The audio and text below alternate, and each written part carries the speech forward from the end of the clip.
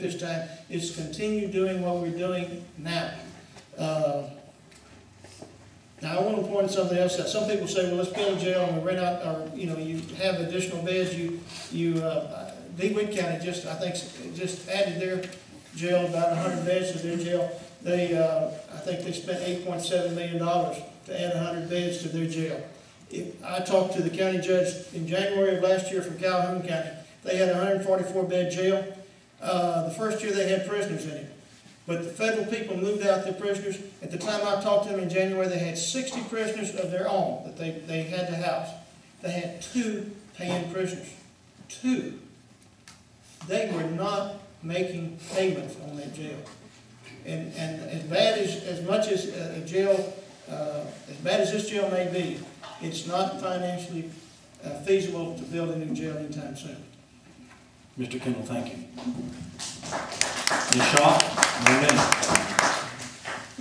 I agree with Mr. Kendall. I think that we need a jail. We do need a jail. I agree with you, Mr. Tennant. We need a jail. The sheriff says we need a jail. They put together a video. You might have seen the video. You might not have. You went to one of these town hall meetings. We need a jail. The doors don't close. They open. But we have a place where we're putting criminals or inmates right now. We have something that we can use. It's not like we're totally without. Yes, we need a jail, but we need that jail when we can afford that jail. We don't need that jail before we can afford that jail. And we're going to have to figure out when we can afford that jail. But today, we cannot afford that jail. We can't just go out and say, I want me a jail, I'm going to go get me a jail. But it's just not that simple. So I think we have a place to put inmates. If we didn't have a place to put inmates, this would really, really be a tough subject. But we've got those 15 beds. Thank you, Ms. Shaw. Mr. Tennant, 1 minute. Well, I'm glad that we're all in agreement and that on technical questions, such as the operation of the jail and its size and condition, we ought to refer to an expert. And we've got one in the form of the elected sheriff. I think the same rule ought to apply when we're talking about our roads, and we ought to use the money that we've got to have them perfected, not establish a commission in August that's not done jolly well nothing by February. And besides that, the parade's coming up pretty soon. I think if corporations of the world, IT companies, recognize that the citizens of Karnes County rolled their sleeves up and went to work and dug themselves out from underneath this hole in a logical, thoughtful, lawful, and efficient way, I think everyone would recognize what a wonderful place Karnes County is to live and how much I've enjoyed it, my family's enjoyed it. We thank you all for your attention. Mr. Tennant, thank you. Mr. Utley, 1 minute. A jail, we all agree we need one. We don't know if we can afford one. I presented facts to you about $5 million of your taxpayers' money possibly going to a courthouse in the next 4 years. It's already on the screen. No one's commented about it because no one really knows the facts except Judge Kendall. $250,000 to $300,000 a year in interest for a $5 million jail. That's what you'll be paying on a courthouse that will house about 10 people. And again, I have no objection to it if we have the money, but we don't. Look at the facts, look at the future, and look what we're not talking about. Mr. Utley, thank you. Mr. Eccles, 1 minute. Folks, I offer a wealth of successful business management experience to Karnes County, experience that will stop wasteful tax dollars spending. As Karnes County Judge, I'll proudly serve you. Your taxes today and mine tell me that Karnes County needs my business experience and good management. I'll operate Karnes County as I have my own business and not leave our kids and grandkids with debts to pay. Thank you. Mr. Eccles, thank you. Mr. Kendall, 1 minute.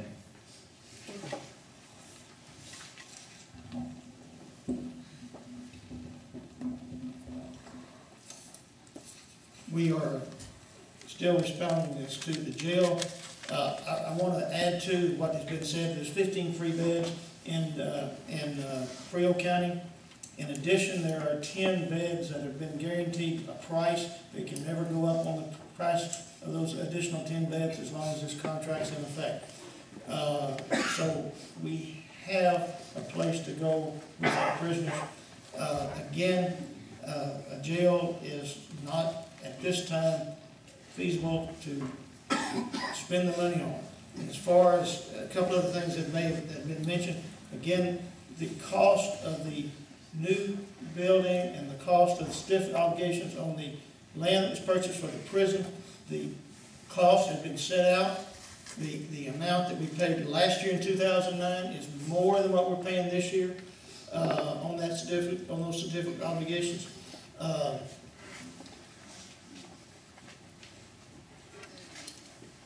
It would be great if we could build a new jail. And the other thing I want to mention is, while I mentioned some, time. Yes, sir. Sorry.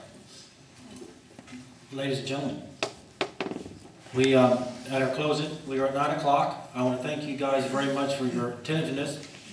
Each one of you have a 2-minute closing. Remember, you drew the second little hat. Remember a while ago? Okay, well, this is what we're going to do now. 2 minutes each, and it's going to change in rotation. All right, Mr. Eccles, you were first on rotation, and then Mr. Tennant, you be second. Mr. Eccles, you have 2 minutes, sir. Folks, we need a government we can communicate with. We don't have it. We need meetings everyone can attend.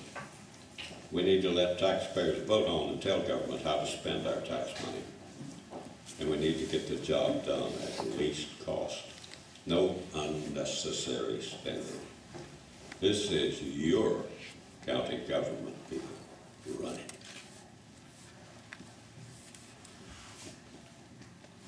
Mr. Eccles, thank you. Mr. Utley, you're next. And Mr. Tennant, you're next. Mr. Utley's after that. I want to thank you all for showing your support and being here. I want to thank the host of the old newspaper for starting off this election season with a wonderful debate, and I know we'll have others because we just barely brought the issues up and got past the double talk. I give the rest of my time back to you all, and thank you very much for coming. Mr. Tennant, thank you for your time. Mr. Utley, then Mr. Kendall. Mr. Utley? The county judge's office does not even require a high school education to be there. But I will guarantee you, you do need a businessman. And I have a record of success, 42 years of business experience and 42 years of success. Yes, I've started a petition. Yes, I've addressed the county commissioner's court on many times on your behalf because no one else has been out there to do it. And I think it definitely needs to be done. I want open and responsive government where I know who elected me and I will try to represent the taxpayers. As I said in the beginning, you know my platform: reduce taxes, balance the budget, improve the county roads, and a county where your child and their children are safe and do not inherit a tax bill that we have given them. Thank you. Mr. Utley, thank you. Mr. Kendall, then Ms. Shaw. Mr. Kendall? Thank you, and I thank you for the opportunity to be here tonight and speak. I had one of the candidates up at the table tell me one time that he was running because they did not like the direction the county was going, or I was leading the county. This candidate and the other candidates may tell you they want to see progress in the county, but they want to see things improve and work to bring the business. They want to see taxes go down. They can say they want to do this, but I've been there 7 years and I've done what they say they're going to do, and I'll continue doing what people say they want done. Since I've been there, we've had grants to rehabilitate houses for over $1 million. We have $750,000 grants now waiting to rehabilitate living conditions houses in this county. We've obtained grants to improve not only the courthouse but our tax bill and other buildings. We've reduced the tax rate from